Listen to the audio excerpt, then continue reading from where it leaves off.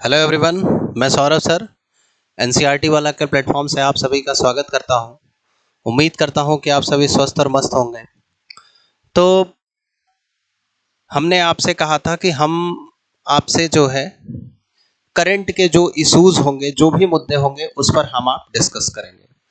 तो जैसे कि लास्ट वीडियो में हमने आपने जो है वक्फ बोर्ड अमेंडमेंट के बारे में यानी वक्फ संशोधन अधिनियम को पूरी तरीके से जाना था। उसके पीछे का इतिहास क्या था, उसके पीछे का क्रम क्या था, सरकार के द्वारा जो है उसमें अमेंडमेंट या संशोधन करने के पीछे के देखा जाए सरकार की नीति क्या थी, है ना, यानी कि सरकार का उद्देश्य क्या था, इन सब के बारे में हमने आपने जो है जानने का प्रयास किया था। ठीक, उम्मीद करता हूं कि आपको समझ में आया होगा और जो लोग आज नए जुड़े हैं वह भी जो है वीडियो को एक बार देख सकते हैं, जो उनके एग्जाम के पॉइंट ऑफ व्यू से और देखा जाए विषयों को जानने के परिप्रेक्ष्य में जो है महत्वपूर्ण भूमिका को निभा सकता है। तो इसी क्रम में हम आप आगे बढ़ते हैं। जैसा कि आप सब देख रहे होंगे कि आज हमारे आपके सामने एक नया मुद्दा है।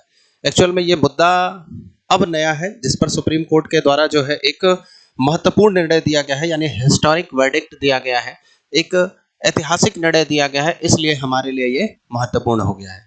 लेकिन अगर देखा जाए तो राज्यपाल का यह जो विवाद है, राज्यपाल के द्वारा ये जो निर्णय लिए जाते हैं, बिल के संदर्भ में राज्यपाल के द्वारा जो निर्णय लिए जाते हैं, कहीं ना कहीं ये देखा जाए आज से नहीं, प्रारंभ से जो है विवाद का विषय रहे हैं। विशेष रूप से तब जब देखा जाए भारत में गठबंधन की राजनीति का उदय हुआ। ठीक, हालांकि अभी पूर्ण बहुमत की सरकार है, लेकिन फिर भी आपको ऐसा देखने के लिए मिलेगा जब केंद्र में अलग दल की सरकार होगी और प्रांत में अलग दल की सरकार होगी तो इससे विरोधाभास उत्पन्न हो जाता है। तो कैसे उत्पन्न हो जाता है ये हम आप सब जो है इस विषय में आगे जानेंगे। लेकिन सबसे बड़ी बात है कि इस केवल आर्टिकल 200 की बात हम नहीं करेंगे, इसमें बहुत सारे पक्षों की हमें आपको बात करनी है। सबसे पहले यह विवाद क्यों हो रहा है इसको ये जानने का प्रयास करेंगे, तो राज्यपाल की नियुक्ति को जानेंगे कि एक्चुअल में राज्यपाल की नियुक्ति कैसे की जा रही है। फिर हम संघवाद के बारे में भी जानेंगे, फेडरलिज्म के बारे में भी जानेंगे, क्योंकि कहीं ना कहीं देखा जाए संघवाद सुप्रीम कोर्ट के द्वारा ये जो हिस्टोरिक वर्डिक्ट यानी कि ऐतिहासिक निर्णय दिया गया है, इसमें संघवाद जो है, संघवाद को जो है मजबूत करने के दिशा में, या ये कह सकते हैं संघारी सहकारी संघवाद को मजबूत करने की दिशा में एक महत्वपूर्ण कदम माना जा सकता है। तो हम आप अपने विषय को आगे बढ़ाते हैं और मुद्दा जो है तमिलनाडु से शुरू करते हैं। तो हमने आपको ये बताया था कि अभी बताया कि ये मामला केवल तमिलनाडु से नहीं और भी बहुत सारे राज्यों में है, जहां पर देखा जाए केंद्र में जो सरकार है उसके अनुरूप जो है दूसरी सरकार, या हालांकि राज्य में जो है दूसरी सरकार है। तो आप देखेंगे कि केरल में भी विवाद देख सकते हैं, तेलंगाना में भी देख सकते हैं, तमिलनाडु में भी देख सकते हैं, यानी भारत के अनेक राज्यों में जहां पर देखा जाए केंद्र में जो दल है उसके अतिरिक्त अगर दूसरा दल है तो इस प्रकार के विवाद आपको देखने के लिए मिलेंगे। कभी कभी तो अगर देखा जाए केंद्र में एक दल की सरकार हो और देखा जाए राज्य में भी उस दल की सरकार हो और राज्यों में आपसी समन्वय न बढ़ पाए, तब भी जो है इस प्रकार की जो है समस्याएं आपको देखने के लिए मिलेंगी। तो आइए तमिलनाडु के मुद्दे को हम आप देखते हैं। तो हमने कहा कि हाल ही में सुप्रीम कोर्ट के द्वारा देखा जाए तमिलनाडु के राज्यपाल के द्वारा विधेयकों को लंबित करने के संदर्भ में महत्वपूर्ण निर्णय दिया है, और इस संदर्भ में आप देखेंगे कि भारतीय राजनीति पर इसके व्यापक प्रभाव पड़ने की संभावना है। तो क्या प्रभाव पड़ेगा, जब हम आप मुद्दे को समझेंगे तो हमारे आपके समझ में चीजें जो है आ जाएंगी। यदि आप देखें तो इसके कंसीक्वेंसेस को भी देखें, अगर इसके कंसीक्वेंसेस को हम अगर आप देखें तो इसके कंसीक्वेंसेस भी जो है केशवानंद भारती के केस के समान ही जैसे आपको देखने के लिए मिलेंगे। तो केशवानंद भारती 1973 का जो केस है वो मूल ढांचे के सिद्धांत से यानी संविधान के बेसिक स्ट्रक्चर से जुड़ा हुआ है। आप सभी को पता होगा कि बेसिक स्ट्रक्चर का जो सिद्धांत है वो एक्चुअल में बेसिक स्ट्रक्चर का जो सिद्धांत है उसके द्वारा कोर्ट के द्वारा यही निर्णय दिया गया था कि संसद जो है संविधान के किसी भी प्रावधान में यानी किसी भी प्रावधान में संशोधन कर सकती है, लेकिन उससे संविधान का मूल ढांचा या बेसिक स्ट्रक्चर प्रभावित नहीं होना चाहिए।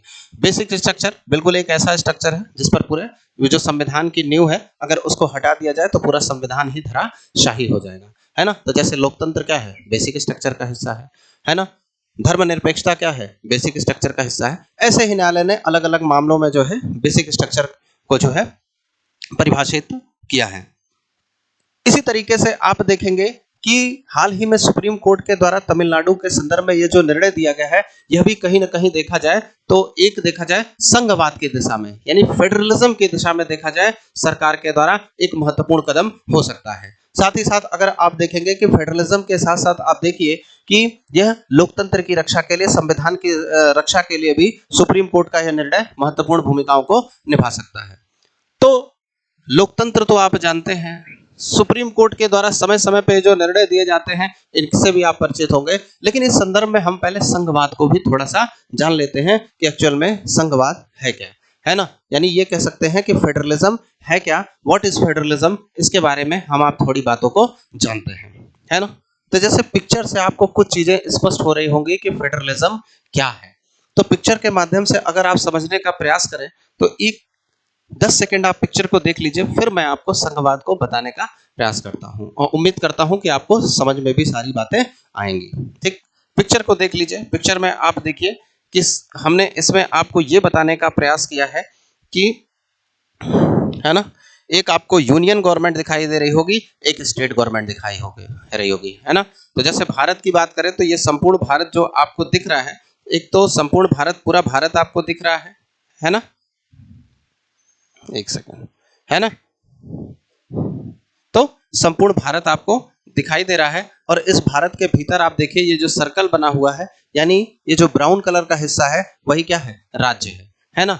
यानी कि एक यूनियन गवर्नमेंट यानी इस भारत की पूरी सरकार, और एक देखा जाए भारत के भीतर उपस्थित सरकार यानी अलग अलग राज्यों की सरकार। तो संघवाद को पहले हम आप समझते हैं, उसके बाद हम जो है अपने कॉन्सेप्ट पे पहुंचेंगे, क्योंकि ये संघवाद जो है कहीं ना कहीं जो है इस पूरे मुद्दे से, इस पूरे कॉन्सेप्ट से जुड़ा हुआ है। और प्री में चाहे मेंस में आपसे इससे रिलेटेड अगर मुख्य मतलब प्रश्नों को पूछा जाए, चाहे वो मुख्य परीक्षा से संबंधित हो, चाहे वो प्रीलिम्स से रिलेटेड हो, प्रश्नों को जो है दोनों से जोड़ करके आपसे पूछा जा सकता है। तो मुझे लगता है कि इसके साथ संघवाद की परिभाषा को भी जानना हमारे लिए महत्वपूर्ण हो जाता है। बहुत डेप्थ में तो नहीं जानेंगे, लेकिन फिर भी जो है एक समराइज वे में इसको जानने का प्रयास करेंगे।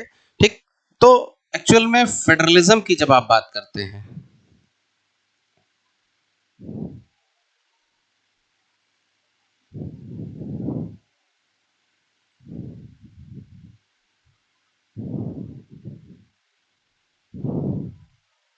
है ना, संघवाद, जब आप संघवाद को जानने का प्रयास करते हैं तो संघवाद जो है एक फेडस शब्द से बना हुआ है, जिसका अर्थ होता है एक प्रकार का समझौता, है ना।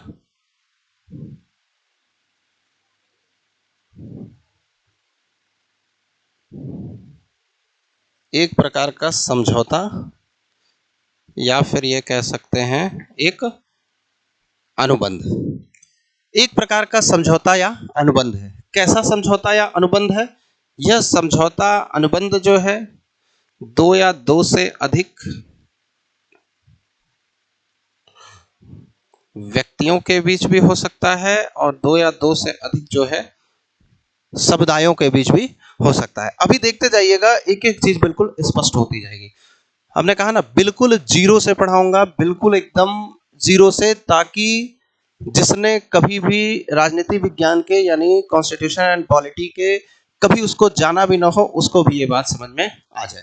ठीक, हम आप तमिलनाडु के मुद्दे को देख रहे हैं और हमने कहा कि जैसे केशवानंद भारती केस के माध्यम से सुप्रीम कोर्ट के द्वारा एक ऐसी वॉल क्रिएट करने की गई है जिसके माध्यम से संविधान की रक्षा की जा सके, उसी तरीके से सुप्रीम कोर्ट के द्वारा राज्यपाल के संदर्भ में विधेयकों को लंबित करने के संदर्भ में जो निर्णय दिया है, ये कहीं ना कहीं संघवाद से भी जुड़ा मुद्दा है और संघवाद के साथ साथ संविधान की सुरक्षा और जो है न्यायपालिका की सर्वोच्चता और संविधान की व्याख्या को भी दर्शाने वाला एक मुद्दा है। ठीक, तो हमने कहा कि फेडरलिज्म, संघवाद क्या है? एक प्रकार का समझौता या अनुबंध है जो दो या दो से अधिक व्यक्तियों या समुदायों के मध्य भी हो सकता है यह समझौता, और यह समझौता जो है दो या दो से अधिक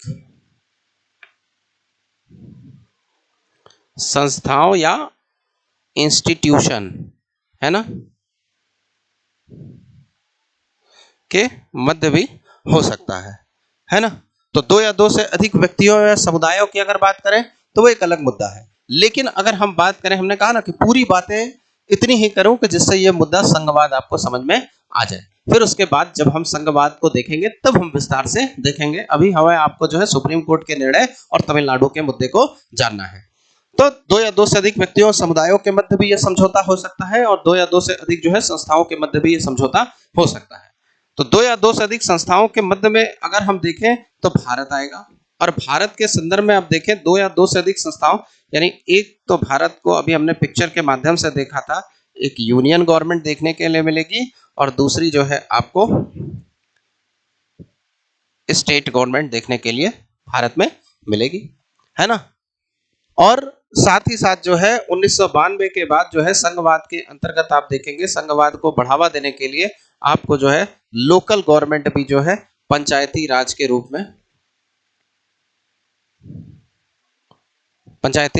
में नगर निगम के रूप में देखने के लिए आपको जो है मिलेगी। यानी सामान्यतः संघीय व्यवस्था की जब हम आप बात करते हैं तो संघीय व्यवस्था में दो स्तरीय सरकार आपको देखने के लिए मिलेगी। यानी संघीय व्यवस्था में जो दो स्तरीय सरकार देखने के लिए मिलेगी सामान्यतः, है ना, भारत में त्रिस्तरीय आप देख सकते हैं, सामान्यतः संघीय व्यवस्था में दो स्तरीय सरकार देखने के लिए मिलेगी। एक यूनियन गवर्नमेंट जिसे आप आम बोलचाल की भाषा में केंद्र सरकार कहते हैं, यानी ये कह सकते हैं एक सरकार जो होगी वो पूरे देश की सरकार होगी, और एक सरकार यानी जिसे आप स्टेट गवर्नमेंट कहते हैं, दूसरी सरकार जो होगी प्रांतीय सरकार होगी, यानी किसी प्रांत की सरकार होगी। ठीक, किसी प्रांत की सरकार होगी। यानी एक सरकार जो है पूरे देश की सरकार होगी और एक सरकार जो है पूरे प्रांत की सरकार होगी। ठीक, पूरे देश की सरकार के अंतर्गत इसके अंतर्गत जो विषय आएंगे वो आएंगे राष्ट्रीय महत्व के विषय इसके अंतर्गत शामिल होंगे, देखते जाइएगा। और प्रांत के अंतर्गत आप देखेंगे दिन प्रतिदिन के कार्य, दिन प्रतिदिन के महत्व के विषय आपको देखने के लिए मिलेंगे। यानी राष्ट्रीय महत्व की अगर हम बात करें, एक बार इसको ध्यान से समझिएगा। हमने कहा कि फेडरलिज्म संघवाद क्या है, एक प्रकार का समझौता है। यह समझौता दो या दो से अधिक व्यक्तियों के बीच में, समुदायों के बीच में हो सकता है, या दो या दो से अधिक जो है संस्थाओं के बीच में भी हो सकता है। तो भारत के परिप्रेक्ष्य में हमने कहा कि भारत के परिप्रेक्ष्य में एक संघ स्तर की सरकार, एक यूनियन गवर्नमेंट, स्टेट गवर्नमेंट दूसरी, और तीसरी देखा जाए 1992 से अगर आप देखें तो पंचायती राज के रूप में देखा जा सकता है। तो भारत के परिप्रेक्ष्य में हमने आपको बताना शुरू किया और हमने कहा कि अगर आप देखेंगे सामान्यतः संघीय व्यवस्था में जो है दो स्तर की सरकारें आपको देखने के लिए मिलेंगी, एक यूनियन गवर्नमेंट, एक स्टेट गवर्नमेंट। यूनियन गवर्नमेंट यानी आम बोलचाल की भाषा में जिसे आप केंद्र सरकार कहते हैं, ये पूरे देश की सरकार होती है ना, यानी पूरे देश की सरकार है और जिसके अंतर्गत राष्ट्रीय महत्व के विषय को जो है शामिल किया जाता है। दूसरी जो है स्टेट गवर्नमेंट को हमने बताया, और स्टेट गवर्नमेंट के अंतर्गत प्रांतीय सरकारों को शामिल किया जाता है। जैसे भारत के अंतर्गत जितने भी प्रांत हैं उनकी प्रांतीय सरकारों को इसके अंतर्गत शामिल किया जाएगा, है ना। और वह दिन प्रतिदिन के कार्यों के, दिन प्रतिदिन के महत्व के विषयों को क्या करते हैं, देखते हैं, है ना। इसके अंतर्गत ये मुद्दे आते हैं। यानी ये कह सकते हैं कि राष्ट्रीय महत्व के विषयों के अंतर्गत अगर आप देखें तो रक्षा, बैंकिंग,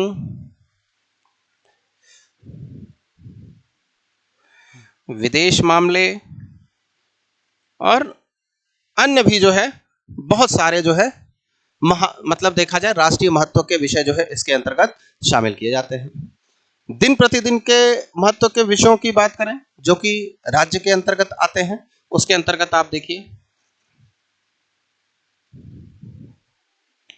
स्वास्थ्य, पुलिस, है ना, जल आदि जो है मुद्दे आपको देखने के लिए मिलेंगे। यानी द्विस्तरीय सरकार में एक सरकार पूरे देश की होगी और दूसरी सरकार किसकी होगी, दिन प्रतिदिन के कार्यों को देखने वाली सरकार। यानी एक राष्ट्रीय महत्व की सरकार होगी, एक प्रांतीय महत्व की सरकार होगी। यानी यह स्पष्ट तरीके से आप देख सकते हैं कि संघीय व्यवस्था में दो या दो से अधिक स्तरों वाली सरकारें होंगी, लेकिन यह अलग अलग स्तरों वाली जो सरकारें हैं, चाहे वो यूनियन गवर्नमेंट हो, चाहे वो स्टेट गवर्नमेंट हो, चाहे केंद्र सरकार हो या प्रांत सरकार हो, ये दोनों अलग अलग स्तरों वाली सरकारें भी जो है एक ही नागरिक जो है, एक ही नागरिक समूह पर क्या करती हैं, शासन करती हैं, है ना। तो हमारे ऊपर उत्तर प्रदेश की सरकार भी शासन करती है और केंद्र सरकार की भी शासन करती है, और हमने क्या किया है, उत्तर प्रदेश की सरकार को भी चुना है और हमने जो है क्या है, केंद्र सरकार को, यूनियन गवर्नमेंट को भी चुना है, यानी हमने जो है योगी जी को भी चुना है और हमने जो है मोदी जी को भी चुना है। अच्छा, एक बात ध्यान रखिएगा कि अगर मैं किसी नेता का अगर नाम लेता हूं, किसी पार्टी का नाम लेता हूं, है ना, तो ये मैं विषयों को समझाने के लिए आपको केवल बताता हूं, है ना। इससे आप अपनी भावनाएं आहत नहीं कर लीजिएगा। मेरा भावनाएं आहत करने का बिल्कुल भी कोई उद्देश्य नहीं है, ठीक। ये आम बोलचाल की भाषा में कहूं तो केवल समझाने के परिप्रेक्ष्य से उदाहरण का इस्तेमाल किया जाता है, ठीक। यह स्पष्ट है कि संघीय व्यवस्था में 2 या 2 से अधिक स्तरों की सरकारें होंगी और ये दोनों स्तरों की सरकारें जो है एक ही नागरिक समूह पर क्या करेंगी, शासन करेंगी। लेकिन देखा जाए इनके द्वारा कानून बनाने, है ना, तो उत्तर प्रदेश के दैनिक मतलब देखा जाए दैनिक जीवन की पूर्ति के लिए जो कानून बनेंगे दिन प्रतिदिन के कार्यों के लिए, वो उत्तर प्रदेश में बनेंगे। राष्ट्रीय महत्व के जो विषय पूरे देश के लिए बनेंगे, देश की सुरक्षा से संबंधित हो चाहे बैंकिंग से संबंधित हो, है ना, राष्ट्रीय स्तर के मुद्दे के जो भी हो वो केंद्र सरकार के द्वारा बनाएंगे। यानी ये कह सकते हैं कि राष्ट्रीय महत्व के विषय और प्रांतीय महत्व के विषयों की अगर हम बात करें, एक ही नागरिक समूह पर इन सरकारों के द्वारा शासन किया जा रहा है, लेकिन कानून बनाने, कर वसूलने, है ना, प्रशासन के इनके क्या है, अपना अपना सबका अधिकार क्षेत्र है। तो संसद कानून बनाएगी, तो संसद के द्वारा जो कानून बनाया जाएगा वह कानून जो है पूरा भारत के क्षेत्र पर लागू होगा। लेकिन उत्तर प्रदेश की सरकार के द्वारा अगर कोई कानून बनाया जाएगा तो वह केवल उसकी सीमा के भीतर ही क्या होगा, लागू होगा। तो पार्लियामेंट में भी वह अमेंडमेंट बिल के संदर्भ में आपने सुना होगा कि भारत के गृह मंत्री के द्वारा कहा गया कि जब विपक्ष के द्वारा यह कहा जा रहा था कि कोई भी अल्पसंख्यक समुदाय इस कानून को स्वीकार नहीं करेगा, तो गृह मंत्री के द्वारा कहा गया कि क्या बात करते हैं, क्या बात करते हैं, इसी टोन में कहा गया और कहा गया कि संसद का कानून है, सबको स्वीकार करना पड़ेगा, है ना। तो कहने का मतलब यही है कि सभी के जो है कानून बनाने के जो है अपने अपने अधिकार क्षेत्र हैं। तो संसद का अधिकार क्षेत्र जो है पूरे भारत है और राज्यों के द्वारा जिन कानून का निर्माण या कर वसूली से संबंधित कानून, प्रशासन से संबंधित जो कानून बनाया जाएगा वो कहीं ना कहीं देखा जाए उस राज्य की सीमा के भीतर ही आपको देखरेख के लिए मिलेगा। लेकिन जब 2 राज्यों में विवाद की स्थिति होगी तो उसमें देखा जाए तो क्या होगा, केंद्र की भूमिका जो है महत्वपूर्ण हो जाएगी। तो ऐसी स्थिति में हम आप देखेंगे कि आखिर और भी आगे क्या मुद्दा है। यानी हमारे सामने एक प्रश्न और उठता है कि आखिर भारत में या किसी भी ऐसे देश में जो है इस संघीय व्यवस्था को क्यों अपनाया गया। विशेष करके अगर हम भारत में देखें, यानी हम अगर आप इंडिया की बात करें या हम आप जो है भारत की बात करें, है ना, अगर मैं इंडिया बोलता हूं, भारत बोलता हूं, तब भी जो है आप किसी इसे राजनीतिक दल से जो है मान करके नहीं चलेंगे कि मैं किसी राजनीतिक दल का समर्थन कर रहा हूं, है ना। यह ध्यान रखिएगा, मैंने इंडिया अर्थात भारत जो राज्यों का संघ होगा, हमने संविधान के अनुरूप यानी जिन नामों का उल्लेख किया गया है मैं उन्हीं शब्दों का जो है प्रयोग कर रहा हूं, ये ध्यान रखिएगा, है ना। तो इंडिया की बात करें, भारत में देखा जाए, हमने कहा कि प्रश्न उठता है कि ऐसी व्यवस्था को जो है अपनाया क्यों गया। तो ऐसी व्यवस्था को अपनाए जाने के पीछे अगर आप देखेंगे, विशेष करके भारत में देखा जाए संघीय व्यवस्था के इस स्वरूप को क्यों अपनाया गया। पहला तो एक तो देखिए कि भारत का जो है बृहद आकार, इतने बड़े क्षेत्र में जो है भारत का जो है फैलाव है ना। एक तो पहला जो है भारत का बृहद आकार, काफी बड़ा आकार, और दूसरा जो है भारत के भीतर समाहित, है ना, विविधता, है ना। चाहे विविधता के संदर्भ में, चाहे वो विविधता सामाजिक विविधता के संदर्भ में ले लीजिए, चाहे जो है सांस्कृतिक विविधता के संदर्भ में ले लीजिए, है ना, ये आपको देखने के लिए मिलेगा। प्रश्न हमारा ध्यान रखिएगा कि आखिर इस संघीय व्यवस्था के स्वरूप को भारत में क्यों स्वीकार किया गया। एक फैक्टर केवल बता रहा हूं, एक तो पहला जो है भारत का बृहद आकार, दूसरा इसकी सामाजिक आर्थिक जो है विविधता, ये कह सकते हैं सामाजिक सांस्कृतिक विविधता को आप देख सकते हैं। तो पूर्व से लेकर पश्चिम तक, उत्तर से लेकर दक्षिण तक आप देखेंगे तो अलग अलग धर्मों के लोग, अलग अलग भाषा के लोग, है ना, अलग अलग मतलब जो है पहनावा करने वाले लोग, अलग अलग सबके खान पान आपको देखने के लिए मिलेगा, है ना। तो अलग अलग भाषा, धर्म, क्षेत्र इत्यादि के लोग आपको, खान पान वाले लोग आपको देखने के लिए मिलेंगे। जाति जो है विविधता का आधार नहीं है, बल्कि जाति जो है एक श्रेणी क्रम का आधार है। तो उत्तर में आपको जातियां देखने के लिए मिलेंगी, दक्षिण में आपको जातियां देखने के लिए नहीं मिलेंगी, ये ध्यान रखिएगा। तो जाति जो है विविधता नहीं बल्कि श्रेणी क्रम पर आधारित एक व्यवस्था है। क्लास 6 की एनसीईआरटी में पहले ही चैप्टर में, है ना, चौथे या 5वें पेज पे देखेंगे तो ये लाइन आपको मिल जाएगी, ठीक। तो ये ध्यान रखिएगा। तो भारत का बृहद आकार, दूसरा इसकी सामाजिक सांस्कृतिक विविधता। तो भारत के बृहद आकार की सुरक्षा के लिए, है ना, भारत की बृहद आकार की सुरक्षा के लिए देखा जाए एक संघीय सरकार, है ना, बृहद आकार की सुरक्षा के लिए, और इस विविधता की सुरक्षा के लिए देखा जाए एक राज्य स्तर की सरकार यानी प्रांतीय सरकार को आप जो है देख सकते हैं। यानी सामान्य आपकी बोलचाल की भाषा में कहें तो संघीय सरकार का उद्देश्य जो है भारत की राष्ट्रीय एकता को बनाए रखना है, जबकि प्रांतीय सरकार की बात करें तो इसका उद्देश्य ये कह सकते हैं कि क्षेत्रीय स्वायत्तता या फिर ये कह सकते हैं विविधता को बनाए रखना है। देखिए, हम आप बिल्कुल डेप्थ में नहीं जान रहे हैं संघवाद को, केवल मैं आपको इसको समझाने का प्रयास कर रहा हूं। ये अनेक मुद्दों में से एक मुद्दा हो सकता है, ये ध्यान रखिएगा।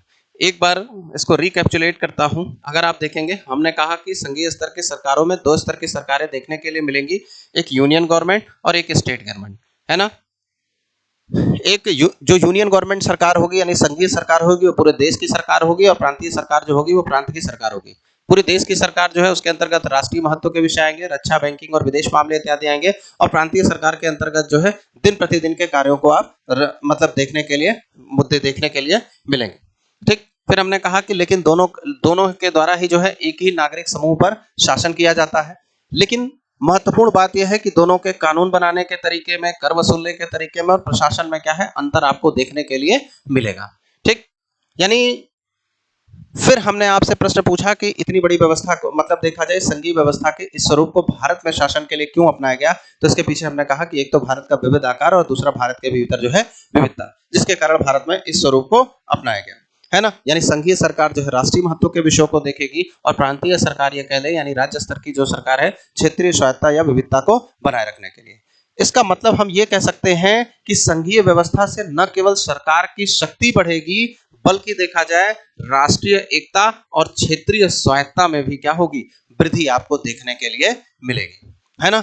और विविधता का क्या है, सम्मान भी बढ़ेगा, यानी राष्ट्रीय एकता भी देखने के लिए मिल रही है और विविधता का सम्मान भी किया जा रहा है ना। और भारत के संविधान में इन चीजों को स्वीकार भी किया, जैसे धार्मिक स्वतंत्रता के अधिकार की अगर आप बात कर लें, है ना, तो ये क्या है, विविधता में एकता को स्वीकार करने की एक भावना ही तो है, जिसमें संविधान में सिद्धांत दिया गया है और व्यवहार में हम आप उसके अनुरूप क्या करते हैं, उसका पालन करते हैं। वक्फ बोर्ड अमेंडमेंट में हमने आपको इसको बताया था, है ना। यानी इसी व्यवस्था को बनाए रखने और लोकतंत्र के सफल संचालन के लिए आप देखेंगे कि भारत में भी जो है प्रांतीय सरकार, है ना, और संघ सरकार, यानी संघीय व्यवस्था के सफल संचालन के लिए और लोकतंत्र के सफल संचालन के लिए जो है प्रांतीय सरकार और संघ सरकार आपको देखने के लिए मिलेगी। प्रांतीय सरकार की अगर बात करें, है ना, तो राज्यपाल के नाम से, गवर्नर के नाम से यहाँ का जो है शासन चलाया जाएगा। ठीक, और संघ सरकार की बात करें तो संघ सरकार में जो है प्रेसिडेंट के माध्यम से जो है शासन का संचालन किया जाएगा, यानी पूरे भारत के शासन राष्ट्रपति के नाम से चलाएगा और राज्यों में जो है गवर्नर के नाम से शासन का संचालन चलाया जाएगा। यानी ये महत्वपूर्ण मुद्दे हैं और यहीं से जो है अब हमारा मामला शुरू होगा। यानी प्रांतों में अगर देखा जाए तो शासन का प्रमुख जो है गवर्नर, है ना, और सेंटर में आप जानते हैं राष्ट्रपति, है ना। अब इन्हीं सारे मुद्दों को हमें आपको डिस्कस करना है और यहीं से जो है हम आप जो है गवर्नर के बारे में जानने का प्रयास करेंगे। तो कैसे संघीय को बनाए रखने में गवर्नर महत्वपूर्ण, यानी संघीय व्यवस्था को बनाए रखने में गवर्नर कैसे महत्वपूर्ण भूमिका को निभाता है, लेकिन जब उसके द्वारा इन भूमिका को निभाने में असमर्थता व्यक्त की जाती है तब यही क्या है, विवाद का रूप लेता है ना।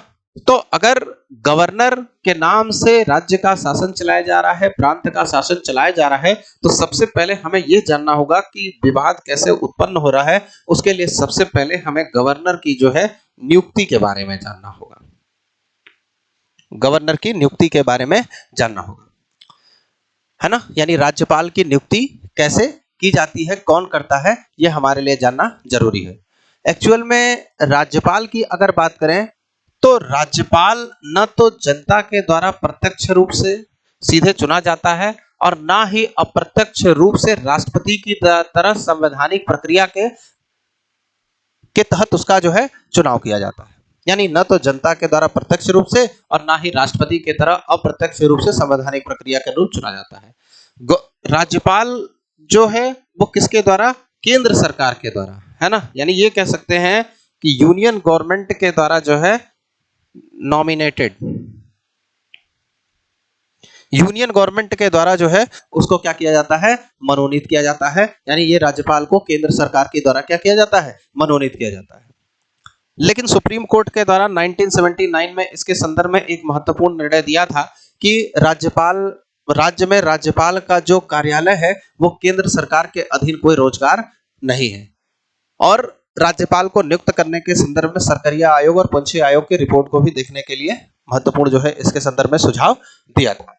लेकिन फिर भी आप देखेंगे कि विवाद आपको देखने के लिए मिलेगा। यानी सुप्रीम कोर्ट के 1979 का जो डिसीजन है जो कह रहा है कि राज्यपाल का जो पद है राज्य में वो कोई रोजगार नहीं है, लेकिन फिर भी विवाद देखने के लिए मिलेगा। एक्चुअल में विवाद के पीछे का कारण क्या है? जो गवर्नर है ना, गवर्नर की अगर हम बात करें यानी राज्यपाल के द्वारा अगर आप देखेंगे राज्यपाल को दो भूमिकाएं निभानी पड़ती हैं। दो भूमिकाएं निभानी पड़ती हैं। एक तो भूमिका निभानी पड़ती है उसको केंद्र के प्रतिनिधि के रूप में, ताकि संविधान के अनुरूप शासन चलता रहे। भाई केंद्र को कौन रिपोर्ट करेगा? राष्ट्रपति को कौन रिपोर्ट करेगा? इस राज्य की जो व्यवस्था है, यानी कि देखा जाए तो प्रांतों की जो व्यवस्थाएं हैं वो संविधान के अनुरूप नहीं चलनी, कौन बताएगा? एक तो दो भूमिकाएं निभाता है केंद्र के प्रतिनिधि के रूप में और दूसरा जो है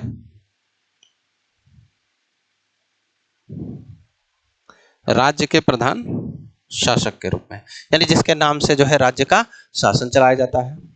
जब इन दोनों ही भूमिकाओं में संतुलन, ध्यान से सुनिएगा, जब इन दोनों ही भूमिकाओं में संतुलन समाप्त हो जाता है तो राज्यपाल का पद जो है विवादित हो जाता है ना।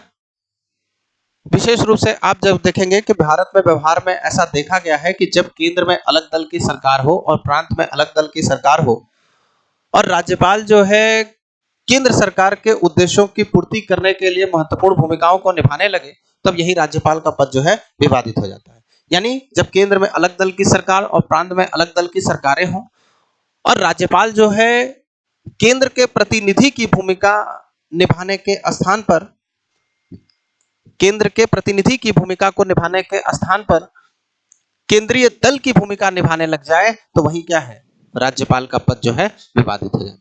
यानी आपसी समन्वय न हो पाने के कारण जो है राज्यपाल का पद जो है विवादित हो जाता है। यानी इस दशा में अगर आप देखेंगे तो राज्यपाल के संदर्भ में जो है महत्वपूर्ण निर्णय आपको देखने के लिए मिलेंगे, है ना। तो चाहे बात आप तमिलनाडु की कर लें, चाहे आप पंजाब की कर लें, चाहे आप केरल की कर लें, चाहे आप बंगाल की कर लें, चाहे आप तेलंगाना की कर दें, सभी राज्यों में राज्यपाल को पद को लेकर विवाद की स्थिति आपको देखने के लिए, पद से क्या विशेष करके उसके निर्णय को लेकर के जो है विवाद देखने के लिए आपको मिलेगा। तो सबसे पहले आइए हम उन संवैधानिक प्रावधानों को देखते हैं, संवैधानिक प्रावधानों को देखते हैं जो किसी विधेयक पर राज्यपाल के निर्णय के संदर्भ में है ना। तो संवैधानिक प्रावधानों के अंतर्गत जो है मैं पूरी बातें नहीं लिखूंगा, ठीक, क्योंकि लिमिटेड समय में आपको चीजें समझानी है और अगर वीडियो लंबी भी हो जाए तो आप क्या करिए, तो वीडियो को एक दो पार्ट में आप देख लिया करिए, ठीक। शॉर्ट में समझने से चीजें क्लियर नहीं होंगी। तो संवैधानिक प्रावधानों को हम आप देखते हैं, इसके पीछे का संवैधानिक प्रावधान जो है क्या है, ठीक। तो संवैधानिक प्रावधानों के अंतर्गत आर्टिकल 163 क्लॉज 1 क्या कहता है कि उन मामलों को छोड़कर जिनमें राज्यपाल से स्वविवेक से, ध्यान से सुनिएगा, उन मामलों को छोड़कर जिनमें राज्यपाल से स्वविवेक से कार्य करने की अपेक्षा की जाती है, राज्यपाल को सलाह देने के लिए एक मंत्री परिषद होगी जिसका प्रमुख जो है मुख्यमंत्री होगा। ठीक, यानी इस बात से, इस आर्टिकल से स्पष्ट होता है कि उन मामलों को छोड़कर जिनमें राज्यपाल से स्वविवेक से कार्य करने की अपेक्षा की जाती है, राज्यपाल को सलाह देने के लिए एक मंत्री परिषद होगा जिसका प्रमुख जो है मुख्यमंत्री होगा। यानी स्वविवेक का प्रयोग मनमाने तरीके से नहीं कर सकता है, अगर हम इसको ध्यानपूर्वक तरीके से तो देखें तो। और आर्टिकल 163 क्लॉज 2 कहता है कि कोई विषय राज्यपाल की स्वविवेक की शक्ति के अंतर्गत आता है या नहीं, इसका निर्धारण भी कौन करेगा? राज्यपाल करेगा। और यही क्या है, विवाद जन्म लेता है। यानी दो आर्टिकल में स्वतः जो है कॉन्फ्लिक्ट की स्थिति आपको दिखाई दे रही है, लेकिन फिर भी स्पष्टता भी आपको दिखाई देगी अगर आप इसे दर्शन के पॉइंट ऑफ व्यू से देखेंगे। और सुप्रीम कोर्ट ने कहा भी है, आदेश जब जारी किया सुप्रीम कोर्ट ने अभी अपने निर्णय में राज्यपाल के संदर्भ में विधेयकों को विलंब करने के संदर्भ में जो निर्णय दिया है, उसने कहा है कि गवर्नर को एक दोस्त की तरीके से, एक दार्शनिक तरीके से जो है संविधान के प्रावधानों और राज्य को जो है समझने की जरूरत है। देखेंगे हम आप इसको कि ये सारी चीजें क्या है। ठीक, यानी 163 क्लॉज 2 और आर्टिकल 200 जो है ये क्या है, बिल की स्वीकृति देने के संदर्भ में, जो हमारा आज का जो है थीम है, यही को जानना है। हालांकि 163 क्लॉज 1 के संदर्भ में आप देखेंगे रामेश्वर सिंह वर्सेस पंजाब केस में सुप्रीम कोर्ट के द्वारा महत्वपूर्ण निर्णय दिया गया। अच्छा, 163 क्लॉज 1 के संदर्भ में अगर आप देखेंगे, हमने कहा कि उन मामलों को छोड़कर जिनमें राज्यपाल से स्वविवेक से कार्य करने की अपेक्षा की जाती है, राज्यपाल को सलाह देने के लिए एक मंत्री परिषद होगा जिसका प्रमुख जो है मुख्यमंत्री होगा। तो वैसे कौन से मुद्दे हैं कि जिसमें जो है सलाह जरूरी है?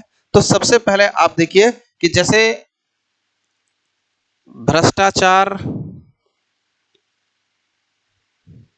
निवारण अधिनियम की अगर हम बात करें, है ना, 1947 का, तो राज्यपाल की अगर इसमें बात करें तो राज्यपाल जो है इसमें स्वविवेक से निर्णय नहीं ले सकता है। इसमें राज्यपाल जब भी निर्णय लेगा भ्रष्टाचार निवारण अधिनियम में मंत्री परिषद की सलाह से इसमें राज्यपाल के द्वारा जो है क्या किया जाएगा, निर्णय लिया जाएगा।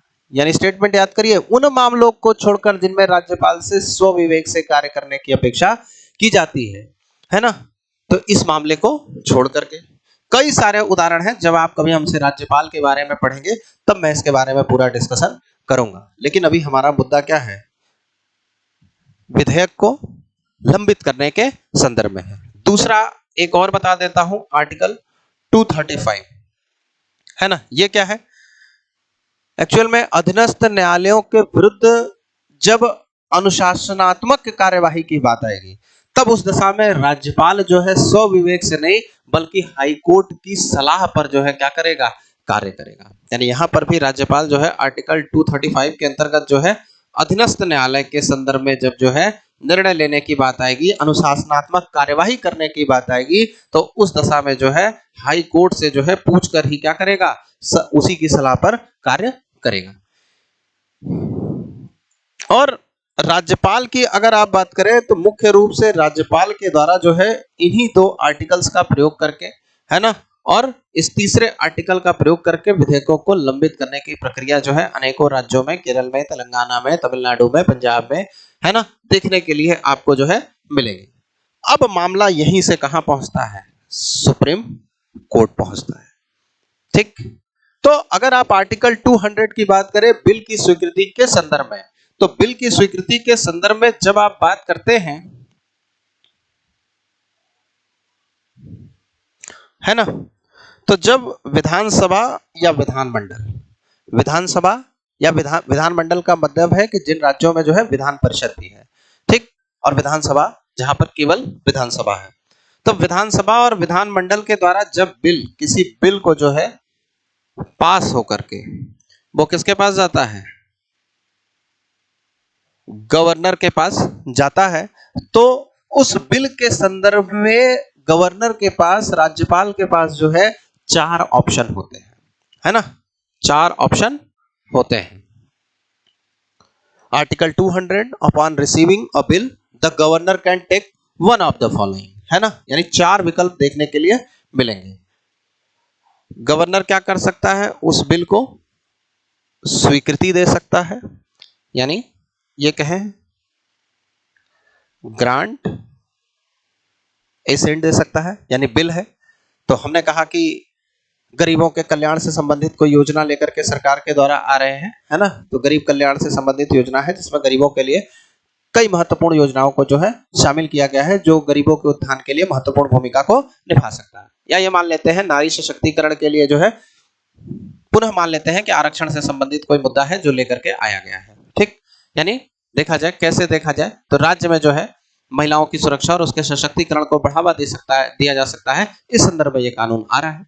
तो बिल आया यानी कि विधानसभा के द्वारा पारित हो गया, है ना, और गवर्नर के पास स्वीकृति के बिना वो कानून नहीं बन सकता है। जैसे केंद्र में आप देखेंगे, यूनियन गवर्नमेंट में आप देखेंगे राष्ट्रपति, तो अभी आपने देखा वक्त अमेंडमेंट बिल को, तो 2 तारीख को आप देखेंगे, 2 अप्रैल को जो है केंद्र सरकार संसद के द्वारा, पार्लियामेंट के द्वारा, केंद्र की संसद के द्वारा, और देखेंगे 3 तारीख को जो है राज्यसभा के द्वारा पारित करने के बाद 5 अप्रैल को जो है शायद राष्ट्रपति के द्वारा उसको स्वीकृति दी गई। अब वो जो है एक कानून का रूप ले लिया, यानी कि लोकसभा और राज्यसभा के पश्चात जो है राष्ट्रपति की स्वीकृति के पश्चात ही वो कानून बना। वैसे ही राज्यों में क्या है, विधानसभाओं द्वारा जब पारित होकर विधेयक कोई गवर्नर के पास आएगा तो उसके पास 4 ऑप्शन होंगे, या तो वो उसको स्वीकृति देगा यानी ग्रांट एसेंट देगा, या तो क्या करेगा उस विधेयक को अस्वीकृति देगा, है ना, यानी स्वीकृति नहीं देगा, विदहोल्ड,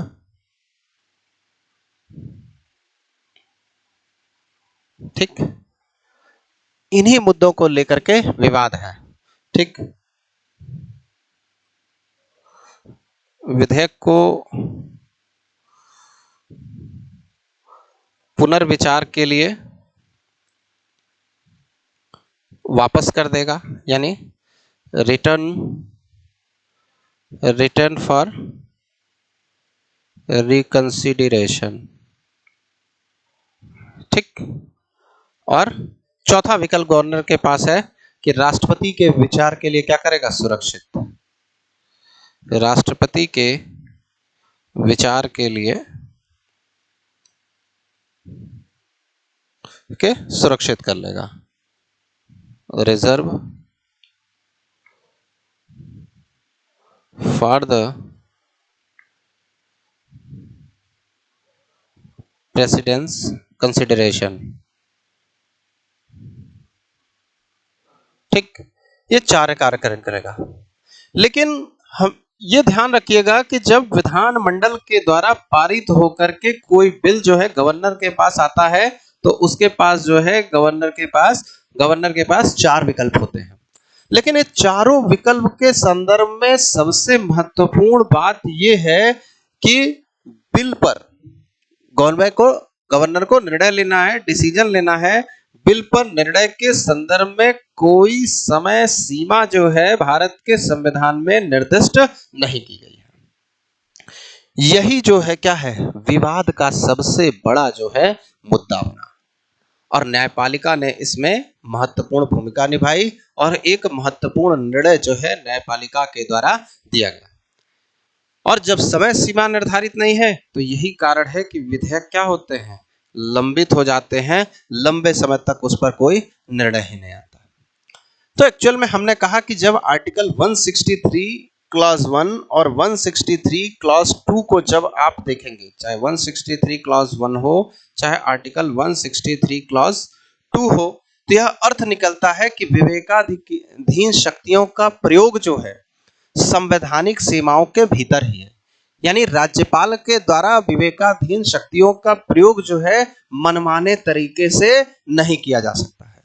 और इस संदर्भ में आप देखेंगे कि न्यायालय ने एक महत्वपूर्ण डिसीजन जो है दिया है, जो कि अरुणाचल प्रदेश के 2016 में जो है एक केस से संबंधित है, जो राजनीतिक संकट से वहां के संबंधित है। अभी हम आप देखेंगे, अभी हम आप रेफरेंस देख रहे हैं।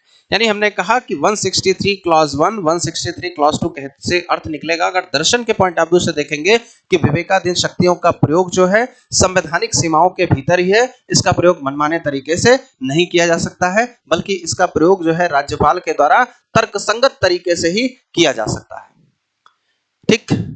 और दूसरा, हमने आर्टिकल 200 के संदर्भ में हमने कहा कि राज्यपाल के पास जो है 4 जो है क्या है ऑप्शन है कि जब बिल पास होकर के राज्यपाल के पास आएगा तो वह उस पर जो है कैसे जो है निर्णयों को देगा, है ना। यानी उसको स्वीकृत करेगा या अस्वीकृत करेगा, या विधेयक को पुनर्विचार के लिए वापस कर देगा, रिकंसिडरेशन के लिए, या राष्ट्रपति के विचार के लिए क्या कर लेगा, सुरक्षित कर लेगा। यानी इसका मतलब ये है कि जब 200 में आप देखेंगे आर्टिकल को पढ़ेंगे तो उसमें जिस शब्द का प्रयोग है वो करेगा या शैल शब्द का प्रयोग किया गया है।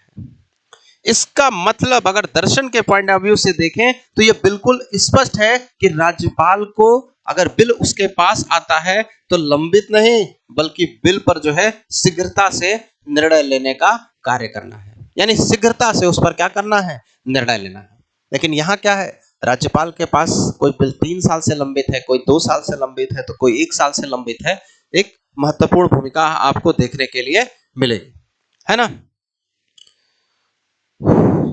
तो ये बात इसके अंतर्गत शामिल होती है। यानी 163 हमने देखा कि उसमें भी बात की गई है, और आर्टिकल 200 यानी 163 क्लॉज 1 और 163 क्लॉज 2 में कहा गया है कि संविधान के दायरे के भीतर रहते हुए यानी तर्क संगत तरीके से वो क्या करेगा, स्वविवेक की शक्ति का इस्तेमाल करेगा या निर्णय लेगा। और आर्टिकल 200 भी कहता है, उसमें शैल शब्द का प्रयोग किया गया है कि अगर बिल उसके पास आता है राज्यपाल के पास तो वो क्या करेंगे कि इस संदर्भ में जो है त्वरित यानी शीघ्रता से क्या करेंगे, निर्णय लेंगे।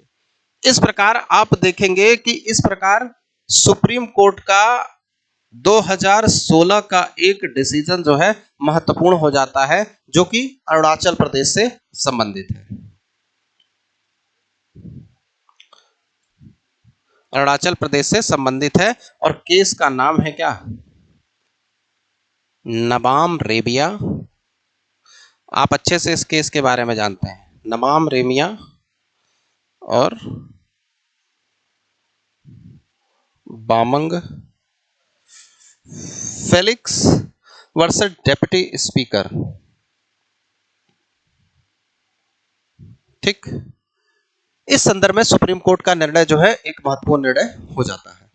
ध्यान से सुनिएगा कि मुद्दा क्या है, तो आगे भी चीजें आपको समझ में आएंगी। हमने कहा कि मैं किसी भी मुद्दे को आपको ऐतिहासिक आधार पर समझाने का प्रयास करूंगा, क्योंकि परीक्षा केवल फैक्ट के दम पर आप पास नहीं कर पाएंगे। किसी तरीके से प्रीलिम्स निकाल भी लिया तो मेंस में क्या करेंगे, तो मुद्दे तो पता होने चाहिए ना। बिना मुद्दे पते हुए तब तक आप कैसे जो है इन चीजों को बता सकते हैं या फिर जो है लिख सकते हैं। ठीक, तो आइए देखते हैं। तो आप देखेंगे कि 2011 है ना, मामला 2016 का है, और हम आप जो है मामले को 2011 से उठा करके देखेंगे। एक्चुअल में 2011 में आप देखेंगे कि अरुणाचल प्रदेश में जो है सरकार बनती है नबाम तुकी की, कांग्रेस के नेता थे और कांग्रेस की यहां पर सरकार बनती है। ठीक, ध्यान से सुनते जाइएगा। 2014 में आप देखेंगे कि विधानसभा का चुनाव हुआ, और विधानसभा के चुनाव में कांग्रेस ने जो है 60 में से 42 सीटें प्राप्त की, यानी पुनः जो है कांग्रेस की सरकार बनी। तो आपको लग रहा होगा कि इसमें कहाँ विवाद है। भाई, विवाद पार्टी के भीतर भी उत्पन्न हो जाता है, और वही विवाद जो है आपको यहां देखने के लिए मिलेगा। फिर 2015 में क्या होगा कि 2015 में पार्टी के भीतर असंतोष उत्पन्न हो जाता है, और जो वहां के परिवार कल्याण मंत्री हैं कलिखो पुल, बहुत बढ़िया नाम है, कलिखो पुल जो है उनको क्या कर दिया जाता है, उनको जो है जो मंत्री हैं वो मंत्री पद से, परिवार कल्याण मंत्री के पद से उनको हटा दिया जाता है। ऐसी स्थिति में पार्टी के भीतर विरोधाभास उत्पन्न होगा कि नहीं। और सबसे बड़ी बात है कि ये कलिखो पुल के जो 21 विधायक जो आप देखेंगे उनके मतलब जो है पक्ष में थे और इनके साथ थे। और नवाब तुर्की के खिलाफ हो गए ये सारे 21 के 21 विधायक। सीटें बताने का मतलब यही था कि 60 में से 42 सीटें, ये फैक्ट नहीं, 42 इसलिए कि जब 21 जो है कालिको पुल के नेतृत्व में हो गए, परिवार कल्याण मंत्री जिन्हें पद से हटा दिया गया था उनके पक्ष में हो गए, तो अब जो है सीटें कितनी बची?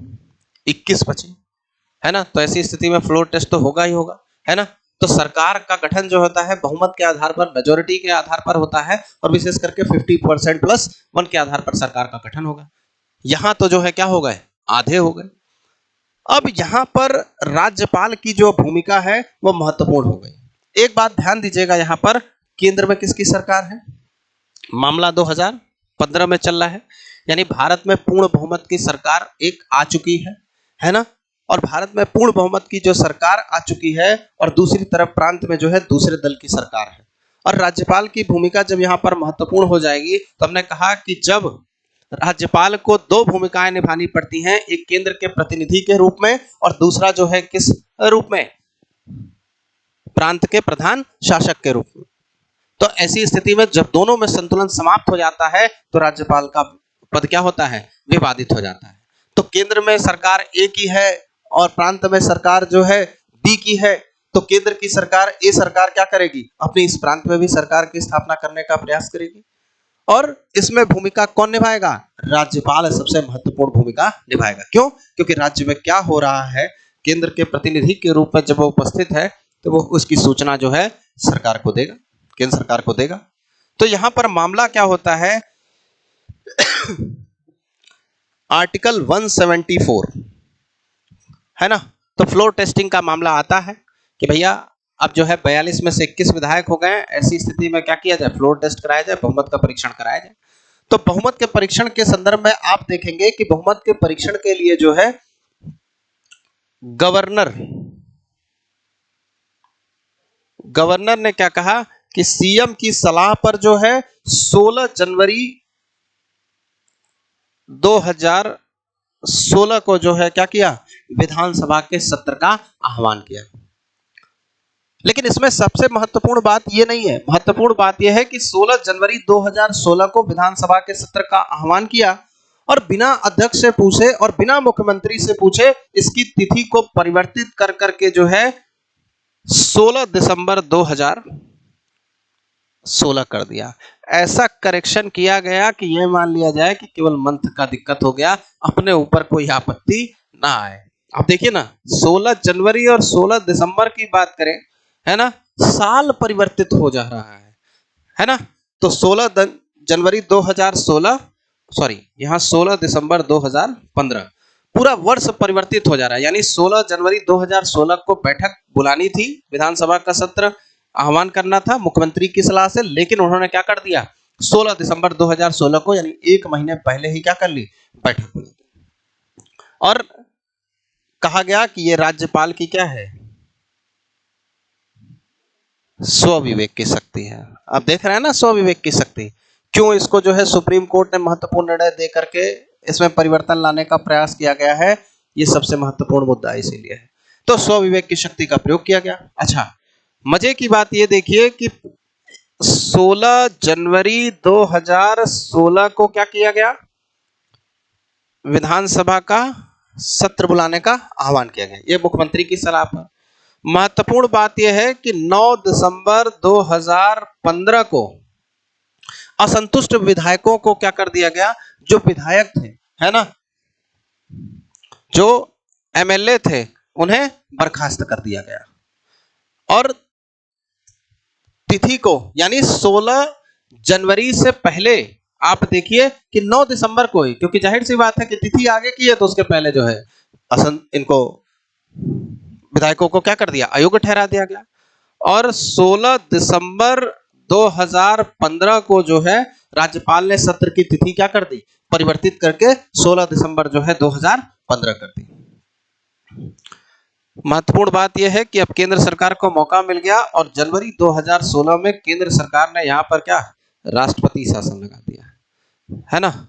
और इसके पीछे का कारण क्या बताया? कि राज्य में जो है संवैधानिक संकट है, जिसके लिए हम क्या कर रहे हैं? यहां पर कारण बताया कि राष्ट्रपति शासन को लगा रहे हैं। ध्यान रखिएगा, राज्यपाल ने अपने 100 विवेक की शक्ति के अंतर्गत जब सत्र को मुख्यमंत्री ने सलाह दिया था कि इस समय बुलाना है, लेकिन 1 महीने पीछे करके बुलाया गया और जनवरी 2016 में यहाँ पर राष्ट्रपति शासन लागू हो गया।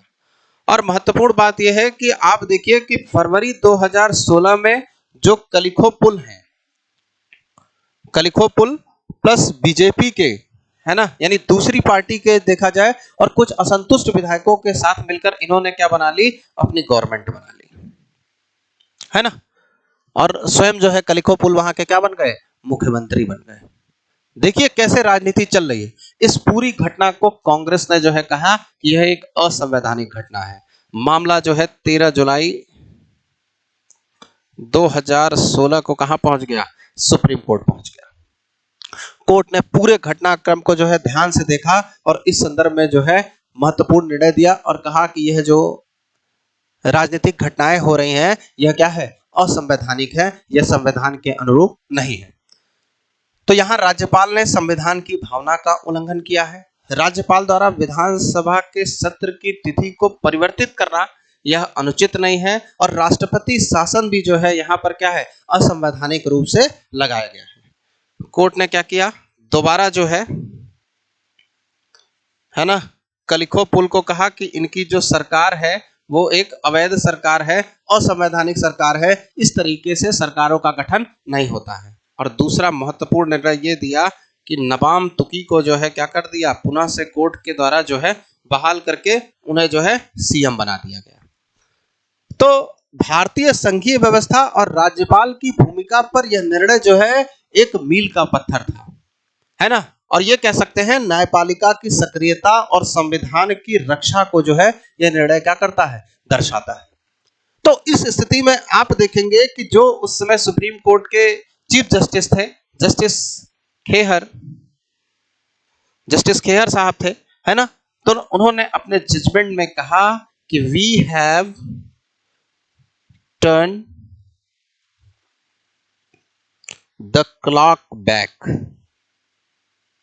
हमने घड़ी की सुइयों को क्या कर दिया, वापस कर दिया। ये एक महत्वपूर्ण निर्णय के माध्यम से, यानी वापस से किसको, नवाब तुकी को मुख्यमंत्री बना दिया गया। हालांकि 16 जुलाई को उसके बाद आप देखेंगे नवाब तुकी ने जो है इस पद से जो है इस्तीफा दे दिया और पेमा खांडू जो है वहां पर क्या बन गए, मुख्यमंत्री बन गए।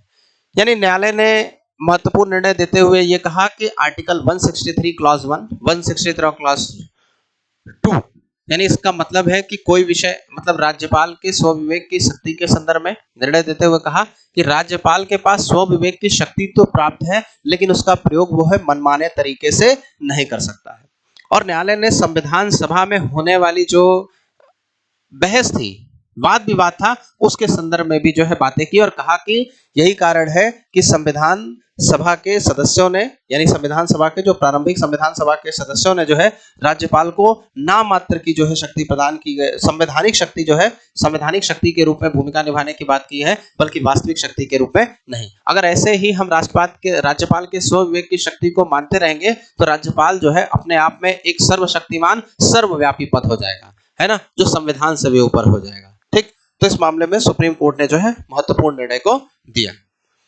तो तमिलनाडु में आप देख ही रहे हैं कि सुप्रीम कोर्ट, अब देखिए मामला तमिलनाडु में आते हैं, यानी समय समय पर सुप्रीम कोर्ट के द्वारा महत्वपूर्ण निर्णय दिए जा रहे हैं और सुप्रीम कोर्ट के द्वारा जो है तमिलनाडु के संदर्भ में जो है महत्वपूर्ण निर्णय दिया गया और सक्रिय और महत्वपूर्ण भूमिका को निभाया गया। लेकिन हमारा प्रश्न यह बनता है कि क्या किसी विधेयक पर अनुमति न देना या उसे सदैव के लिए जो है रोका जा सकता है, यह राज्यपाल के स्वविवेक की शक्ति के अंतर्गत आता है और भी इससे संबंधित जो है बहुत सारे मुद्दे जो है हमें आपको जानने हैं, है ना।